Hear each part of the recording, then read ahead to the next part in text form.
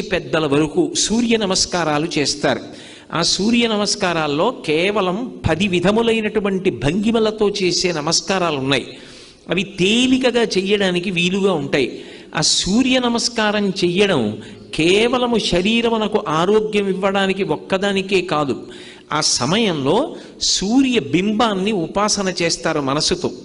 ఆ ఉపాసన చేసిన కారణం చేత దృష్టి నిలబెట్టడం కూడా అలవాటు అవుతుంది. దృష్టిని కేంద్రీకరించడం, ఒక విషయాన్ని పరిశీలిస్తున్నప్పుడు, ఒక విషయాన్ని చదువుతున్నప్పుడు, ఒక విషయాన్ని వ్రాస్తున్నప్పుడు దృష్టిని దాని మీదే కేంద్రీకరించగలిగినటువంటి శక్తి దేని వలన ఉత్పన్నమవుతుంది అంటే కేవలముగా ఆ సూర్య నమస్కారముల యందు శరీరము చేసేటటువంటి అనేక రకములైన వ్యాయామ ప్రక్రియ చేత ఆరోగ్యం పొందడమే కాకుండా మనసుని సూర్యబింబము యొక్క కదలికల మీద నిలబెట్టినటువంటి కారణం చేత